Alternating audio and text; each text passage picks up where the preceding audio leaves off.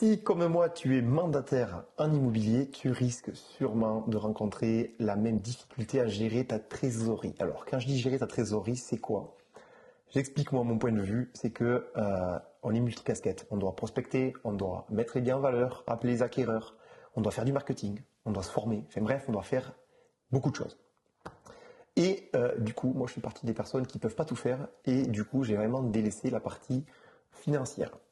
Du coup, ma philosophie était assez simple. Il y a de l'argent sur le compte, tu le dépenses. Il y en a moyen, tu ne le dépenses pas.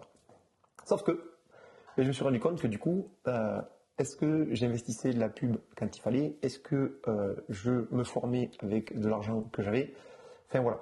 Ce que je me suis rendu compte en période là comme on vit actuellement où c'est plus difficile, c'est que l'argent que j'avais, ce n'était pas l'argent qui m'appartenait. Je m'explique. Aujourd'hui, moi je suis en entreprise, donc je collecte de la TVA, je collecte de l'URSSAF qu'il faudra que je rende. Et cet argent-là, lorsque je l'ai, comment dire, si je ne provisionne pas, je peux me retrouver dans la difficulté. Donc du coup, de là, je me suis posé la question, mais comment est-ce que je fais pour savoir quel est le budget que je peux allouer à mes ventes? Et en faisant quelques recherches auprès de différentes personnes sur les réseaux, je me suis fait une petite fiche de calcul très simple que je vous partage, vous aurez le lien pour le récupérer, qui permet en fait de calculer le seuil de rentabilité de son entreprise et ça permet d'y voir plus clair. Regardez bien aussi, parce qu'à la fin je vais vous faire un exemple, ça permet aussi de voir est-ce qu'il vaut mieux être auto-entrepreneur ou en entreprise, surtout si vous débutez ou si vous faites un certain chiffre d'affaires. Donc comment est-ce que j'ai conçu ça? La première partie, ça va être ici les charges mensuelles fixes, c'est-à-dire que ça, c'est ce qui ne bouge pas, quelle que soit mon activité, les honoraires moyens et la marge sur le coût variable, c'est-à-dire que ça, les coûts variables, c'est suivant ce que je vends, j'aurai des frais additionnels qui vont être impactés et du coup, quelle est moi ma marge dessus? Parce qu'il y a deux écoles, par exemple, sur la partie formation ou investissement, il y a deux écoles. Soit on dit, je prends un pourcentage de ce que je vends, que je réalloue, donc là c'est du variable, ou est-ce que je prends un investissement fixe et auquel cas je le mets ici. Moi, dans mon cas, je suis parti dans l'idée de investir une partie de ce que je gagne et non pas investir tous les mois quelque chose. Surtout quand on se lance au début, c'est compliqué d'arriver, mettre les gros moyens et après se dire, comment je fais? Donc voilà comment ça s'orchestre. Là ici, je mets ma rémunération cible. Donc toi tu peux faire pareil. Donc par exemple, je mets 2500 € par mois, c'est ce que je veux me verser. Aujourd'hui, moi je suis en EURL, donc l'URSSAF me prend 45% de charges sociales en plus. Donc lorsque je me verse 2500 €, il faut que je prévoie de mettre de côté 1125 € pour les rendre à l'URSSAF lorsqu'ils vont me les réclamer. Là, c'est la redevance mensuelle du réseau. Donc si par exemple vous avez, 200 €, vous mettez 200 €. Abonnement divers, donc là vous pouvez cliquer. J'ai mis en fait tout ce que tu dois payer pour travailler. C'est-à-dire que si tu es chez toi, tu auras beaucoup moins de frais. Si tu es dans une agence avec un local ou juste un local, tu vas devoir payer en plus. Donc là j'ai mis moi tout ce qui est internet, téléphone, que tu sois chez toi ou que tu sois en local, tu dois l'avoir. Et après, loyer, assurance, électricité ou si tu es en local, les abonnements numériques, Canva, etc. Donc moi ce que je t'invite à faire, c'est un tableur où tu marques l'ensemble de toutes les dépenses que tu as. Et tu viens reporter ici le montant. Pour l'exemple, on va dire que j'ai 1000 € tout cumulé. Donc ça veut dire que tous les mois, j'ai 4825 € de charges fixes pour me verser un salaire de 2500 €. Les honoraires moyens. Donc les honoraires moyens, si tu viens de te lancer, c'est plus compliqué, il faut que tu essaies de faire une étude de marché par rapport au nombre on va dire, aux dernières ventes qui ont eu lieu sur l'année et tout ça, tu mets tes honoraires moyens, tu divises et tu vas avoir, par exemple, si tu me dis que tu prends 4%, mais tu vois le prix que ça vaut. Enfin, bref, c'est un peu compliqué. Le plus simple, quand tu es à ton compte, depuis plusieurs mois, depuis plusieurs années, tu découpes depuis le nombre de temps que tu existes, le nombre de ventes que tu as fait, le nombre total de commissions que tu as encaissées, et ça te fait tes honoraires moyens. Soit tu le fais en pourcentage, moi je t'invite à le faire en montant, ça te permet de voir aussi si ça évolue ou pas. Donc par exemple, pour l'exemple, on peut dire que moi je suis à 12 000 €. Redevance réseau. Donc là, tu inscris en fait la partie, le variable que tu vas redonner à ton réseau lorsque tu fais une vente. Moi, pour l'exemple, je suis parti que je gagnais 70% des honoraires, donc je lui reverse 30%. Encore une fois, le document, c'est pas un document comptable. Si tu as différents paliers, il faut l'adapter. Moi, l'idée, je préfère toujours prendre le scénario le plus pessimiste. C'est comme ça, s'il y en a trop, tant mieux. Donc, si par exemple, ce que j'ai par là, c'est que si je passe à plus que 70%, eh bien, peut-être que je ferai plus à 0,30, mais tant mieux. Et puis au final, je resterai sur 0,30. Comme ça, si je suis capable de réaliser ça, j'aurai plus de marge ou plus de budget investissement. Frais liés au mandat. Donc ça, c'est essayer d'estimer tous les frais que tu vas avoir le fait d'avoir une maison. Donc ça peut être aussi bien le carburant pour aller de chez toi au logement, le nombre de visites moyennes que tu fais pour vendre un bien, si tu as des prestations externes, photos, vidéos, drones, enfin bref, tu mets dedans et tu essaies de calculer en moyenne combien ça te coûte d'avoir un mandat. Par rapport à ça, j'ai rajouté les frais pour les mandats non vendus, puisque moi j'ai 80% des biens que je vends, donc j'en ai 20% que je ne vends pas. Donc ça veut dire que j'ai 20% des frais liés au mandat qu'il faut que je remette pour avoir le calcul quand même assez précis, donc 100 euros. TVA. Moi je collecte la TVA, donc vous allez me dire, mais pourquoi c'est vrai que tu l'as mis? C'est comme ça, moi je l'encaisse la TVA et en fait après je la décaisse. Donc quoi qu'il arrive, j'ai cet afflux qui arrive et qu'il faut que je gère et que je mette de côté. Donc la TVA est à 20%, mais du hors taxe. Bon, on s'en fout, on s'épargne en gros les mots de tête. Ce qu'il faut savoir, c'est que sur les 12 000 euros, il y a 17% de cette valeur-là qui est la TVA. Donc ici, 20 040 euros. Bénéfice brut estimé. Donc moi, étant en société, il faut que j'estime combien est-ce que je veux avoir à la fin comme bénéfice. Donc là, je pars du principe que je veux me dégager 10% de tout ce que je gagne en bénéfice brut. Ici.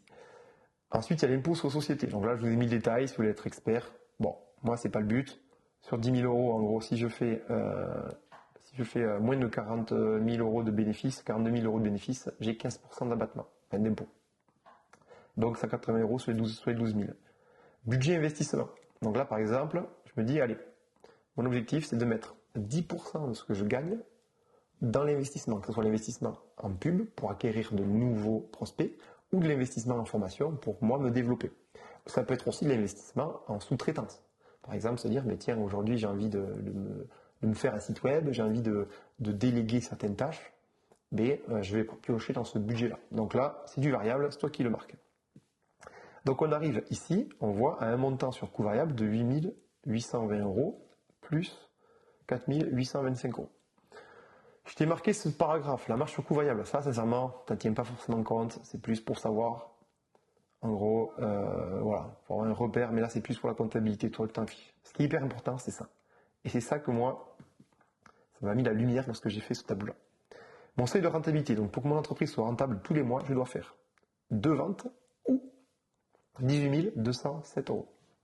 Voilà, c'est-à-dire qu'en gros, la priorité c'est de faire 18 207 000 euros de chiffre d'affaires encaissé, et là ça équivaut à 2 ventes par rapport à ma moyenne. Pourquoi ça m'a mis en valeur, c'est que une fois que j'ai mis ça, ça m'a vraiment mis beaucoup plus d'intention sur tout ce qu'on faisait. C'est-à-dire que ça met l'intention sur mes charges fixes. Est-ce que le montant de charges fixes que j'ai, est-ce que je peux l'améliorer ou est-ce qu'il est nécessaire? C'est-à-dire, par exemple, est-ce que j'ai un loyer, est-ce que c'est utile? Est-ce que j'ai 25 000 outils, Canva et autres, est-ce que c'est utile? Enfin, voilà, là, on relativise pour essayer du coup d'avoir les charges fixes mensuelles les plus petites. Deuxième chose, ça a été de se dire, mais, tiens, est-ce que je suis trop ambitieux sur le budget investissement? Donc là, c'est pareil. Par exemple, là, c'est-à-dire que chaque vente que j'ai, je peux faire 1200, c'est-à-dire que je récupérerai théoriquement 1200 euros pour réinvestir.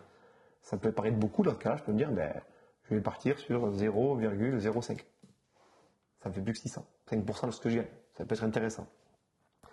Et surtout, le deuxième point, ça m'a permis de mettre aussi de la conscience sur nos honoraires. C'est-à-dire que moi, j'étais du genre à culpabiliser quand je prenais 20, 25 000 euros sur une maison à plusieurs centaines de milliers d'euros et que je la sortais aussi vite qu'elle était rentrée.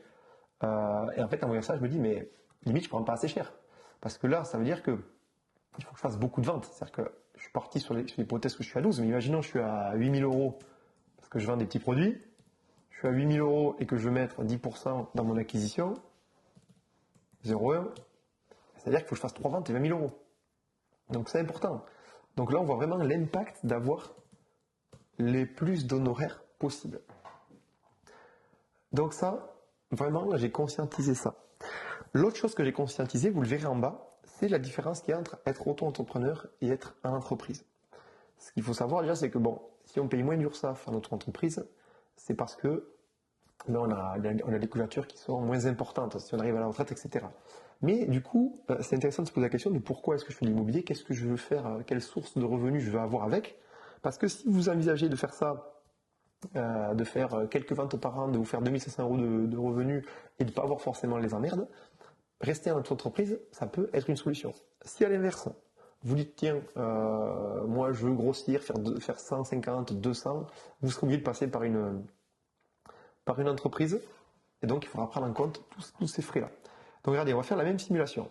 J'ai repris le statut auto-entreprise qui est en bas, j'ai mis 2500 euros. Donc ici, cotisation sociale, donc correspond à peu près à 24%. J'ai remis ici, donc redevance, on va dire que j'ai 200 euros de redevance.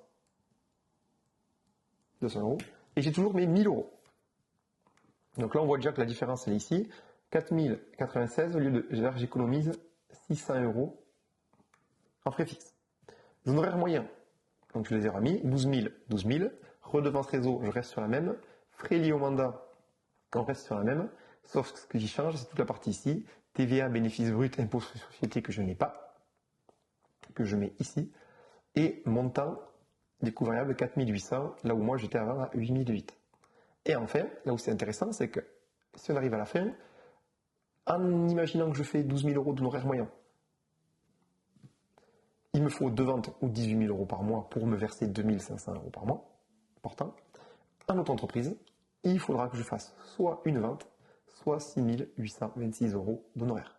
C'est-à-dire que si on multiplie, si j'ai 12 000 euros d'honoraires, il me faut grosso modo entre 7 et 8 ventes par an pour avoir le même salaire qu'ici, là où ici, il me faudra, c'est quasiment 24 ventes. Donc voilà, tout ça permet vraiment enfin moi ça m'a vraiment permis de conscientiser la chose. Alors je serais ravi, moi que tu me partages en commentaire, si toi aujourd'hui tu suis des tableaux et quel genre de tableau tu suis pour traquer ton activité. Voilà. Enfin, moi je le faisais jamais et du coup je me suis aperçu que je naviguais à vue et naviguer à vue c'est jamais très bon, surtout en finance, parce que du coup j'ai fait, je pense, plein d'erreurs, c'est-à-dire que j'ai investi dans plein de trucs où j'aurais pas dû, et à l'inverse, j'aurais peut-être dû faire gaffe à certains paramètres. Donc voilà, je te partage la fiche, là, le Google Sheet en description de la vidéo, comme ça si tu veux le télécharger, vas-y. Si c'est pas clair, mes explications, pareil, dis-le moi, je pourrais éventuellement refaire une autre vidéo plus précise par rapport aux différentes questions. Enfin voilà, je suis pas comptable du tout, je suis agent immobilier, et faire ça, voilà, j'ai fait comme j'ai pu. L'idée c'est que ça soit pour moi le plus clair possible, et du coup pour toi. Donc voilà, merci de partager vraiment, ça fait du bien, ça me permet de savoir si ça c'est utile ou pas. Donc si personne partage, j'arrêterai de faire les vidéos, et si ça aide d'autres personnes, dites-le moi, ça me permet au moins de me sentir soutenu. Allez, j'arrête, merci d'avoir regardé ça, et puis à très vite pour une prochaine vidéo.